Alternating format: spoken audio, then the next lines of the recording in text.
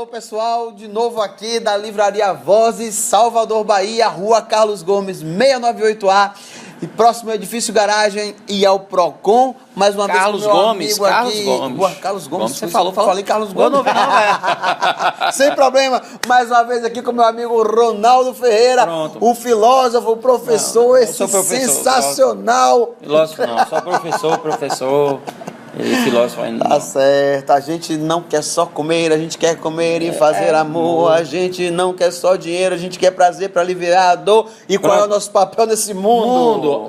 Marquinhos, Vossa Mercê falou sobre educação. Sim, adoro falar sobre educação porque é o nosso trajeto natural. Isso. Olha só, veja bem, preste atenção. Vamos falar de outra Ronaldo, coisa. Professor Ronaldo, foque aí, professor Ronaldo. Agora a gente vai falar de outra coisa que há muito tempo faz parte da educação do homem.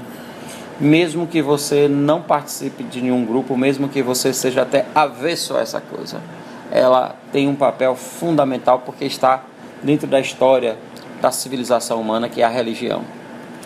A religião como formação do indivíduo. Eu costumo dizer para os meus alunos que você tem uma ética grega, que foi muito interessante, tem uma moral romana, que foi a mesma coisa no início que a grega, que depois vai se adaptando às culturas, e você depois tem uma ética cristã, uma moral cristã, que vai falar da igualdade de todos os seres. Bom, se isso vai se perder no meio do caminho, se isso vai ter contradições, não vamos entrar nisso agora. Mas não só na religião cristã, mas em todas as religiões, elas tendem a formar o indivíduo, seja no aspecto familiar, educacional, ético, moral, etc. Então, a religião, ela tem muitas coisas boas e também outras coisas. Alguns dizem que o homem criou a religião, outros vão falar que foi Deus que criou. A gente também não vai entrar nesse processo, né? E em um dos vídeos eu falei sobre João Paulo II, né? E hoje a gente tem muita figura do Papa Francisco, né? Papa Francisco é esse que tem demonstrado, né, aquele ideal de alguém que busca de fato ser aí um pastor, né? Procura intermediar conflitos, procura ser um ser humano digno naquilo que ele se propõe, né? Já que a nossa fala é sobre o meu papel no mundo. Então, Marquinhos, o que você teria a dizer sobre o Papa Francisco? Você é católico, em primeiro lugar? Não sou católico. Na verdade, eu sou agnóstico. Agora tenho muito respeito por todas as religiões, por todas elas, católica, a protestante, o islamismo, até o espiritismo, que alguns dizem que é religião, outros dizem que é filosofia de vida, né? O candomblé. Eu acho que todo segmento de credo, de crença, ele tem que ser respeitado, não importa. Não importa. E acho, inclusive, que o Papa Francisco demonstra uma linha que me agrada muito. Embora não seja católico, me agrada muito os posicionamentos dele, porque ele tem uma consciência de papel no mundo impressionante, né? Ele fala sobre a questão, ele fala sobre a questão do direito das pessoas, né? Uma certa feita, por exemplo, ele estava fazendo uma missa lá no Vaticano, e aí ele disse, olha, pegou um cartãozinho que tem lá, que as pessoas entram como visitante para poder assistir a missa, ele fez esse cartãozinho aqui, ele é gratuito, ele não está à venda, vocês vêm aqui, pegam a fila, entram no outro dia para assistir a missa. Não está à venda. Por quê? Porque existiam pessoas de má fé vendendo esses bilhetes de entrada. Ou de só fé no dinheiro. Pois é, entendeu? Então assim, ele percebe? Ele consegue extrapolar uma questão de falar de Deus, apenas da Bíblia e tal, certo? Eu acho que isso é uma consciência religiosa, é de uma consciência religiosa fora da média. Fora da média, pô. Olha, isso é seu direito, meu filho. Sem falar, isso. Que aí você traz o cara para o papel da cidadania. Cidadania é impressionante, impressionante. E aí alguns críticos, não, mas ele faz isso por uma questão midiática.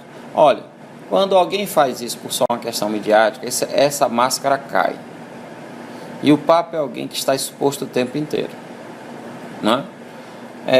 Hoje, assim, alguns especialistas dizem que foi o Papa, e é o Papa que dá mais trabalho aos seguranças do Vaticano. Por que ele dá tanto trabalho? Porque ele vai ao encontro de alguém que está acenando. Então ele está ali no carro, tem alguém lá que ele está vendo numa cadeira, uma criança quer falar com ele, um idoso, ele desce dali, vai cumprimentar, etc.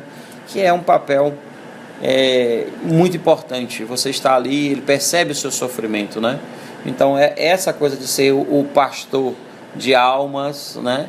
De alguém que está com um sofrimento, e ele consegue captar isso, para mim é muito importante. Eu acho mais legal quando a pessoa ela está vinculada a isso, do que quando, infelizmente, ela se atém a questões que para a religião, para o trabalho espiritual, não interessam. Sim. Quando o cara vai chegar na igreja, tem alguns credos bem estranhos, como eu disse, eu costumo respeitar, mas são estranhos ao propósito. O que a gente está falando hoje? Qual é o seu papel no mundo? Seu papel no mundo, ele tem que ter um propósito. Então eu acho estranho quando você vai a uma determinada igreja ou culto, e o cara fala muito mais no Satanás do que na questão divina, do que na questão de amar, de ser solidário, de ter um pouco de sororidade, de ser responsável com a vida do outro. Aí o cara fala muito de demônio, muito do dinheiro. Isso para mim é incomodativo. Agora, como eu disse, não me vejo no direito de cercear o direito da pessoa ir lá, o direito daquela outra falar o que está falando, mas honestamente me soa bastante estranho por uma questão de propósito. Porque eu acho que a figura máxima da religião no mundo ocidental, pelo menos, é Jesus Cristo. E você não tem passagens, pelo menos um pouquinho que eu li da Bíblia, não tem passagens que ele se refere tão fortemente ao demônio ou questões financeiras. Eu não me lembro de ter visto isso assim. Inclusive, existe uma das poucas, se não a mais dura passagem bíblica, que é quando Jesus perde um pouco a sua calma. Sim. E se torna até bastante agressivo. Que é quando ele chega no templo e vê tanto comércio no templo. Sim. Então, nesse momento, o evangelho lá, um dos evangelhos, mostra que Jesus pegou até um chicote, saiu ali desesperado, reclamando e sendo mais enérgico, e gritando que não fosse feita da casa do Pai, ou seja, da casa de Deus, do templo, um covil de ladrões. Então, Jesus enérgico, né? Mas essa colocação, não é que ele não teve outros momentos, mas essa é a mais dura que aparece lá, é justamente quando ele não aceita essa colocação de fazer da questão religiosa um meio de ganhar dinheiro dessa maneira, né? Para se tornar um covil de ladrões. Outra coisa interessante, por exemplo, a gente está falando aqui sobre o meu papel no mundo. Alguns sabem, outros não, eu já fui realmente monge, né? Então, se eu sair da vida monástica, foi justamente porque eu cheguei a uma conclusão que minha vida não dava para caminhar por esse papel, que seria mais coerente para mim deixar de ser monge e viver uma vida fora do mosteiro. Então a gente está falando dessa questão religiosa, que é também importante essa, e mais importante que tudo na religião é a coerência, porque como na educação as falas, né, verba volat, ou seja, a palavra se perde, os exemplos arrastam. Então, por exemplo, quando você fala de um Papa Francisco ou de um Dalai Lama, você está falando de pessoas que têm uma vida marcadas por exemplos. Sim. E não só por discursos. Discurso a gente vê o tempo inteiro. Discurso sobra. Discurso aí se perdem. Esses graças são a Deus homens marcados pelas ações. Pelas ações, pelos exemplos, pela vida, né? Pela vida aí cheia de sofrimentos, e como eles venceram esses sofrimentos para se constituírem quem são, né? Eu vejo a história. Eu não vou falar o Jesus religioso, como eu disse, eu não sou religioso, mas o Jesus histórico, eu vejo nele o verdadeiro exemplo que deveria ser difundido nas religiões, né? Aquela questão mais moral, mais ética. Hoje você falar de moral e ética é um negócio tão estranho, mas é mais moral, mais ético, mais sensível às pessoas, sensível ao mundo, respeitoso, né? Extremamente compreensivo com aquele, inclusive, que o oprimia. Sim. Porque a gente tem uma falsa ideia de que todo mundo aplaudia Jesus naquela época, não era isso. Não. Né? Muito longe. As pessoas... Não é à toa que a multidão gritou crucificam. Crucificam, né? Mas assim, é a verdadeira questão que envolve o sacerdote, o representante religioso, o líder religioso. Olha, hoje o líder religioso me causa muita dúvida e, de certa forma, em alguns casos, até angústia. Para mim, ele é o maior exemplo de todos. Sim. Né? Temos aí, como você falou, Dalai Lama, temos Buda, temos...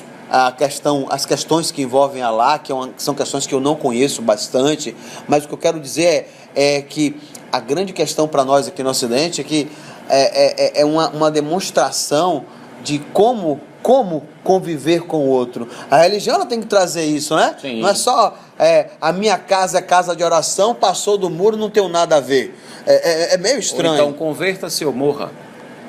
Converta-se ou morra é terrível, porque... Está longe de uma ideia de Jesus, né? Não, até porque Jesus naquele período, até a sombra de um pecador te contaminava. Jesus é muito criticado porque ele vai almoçar, ele vai jantar na casa do pecador. Abraça, né? Abraça, se deixa ser abraçado.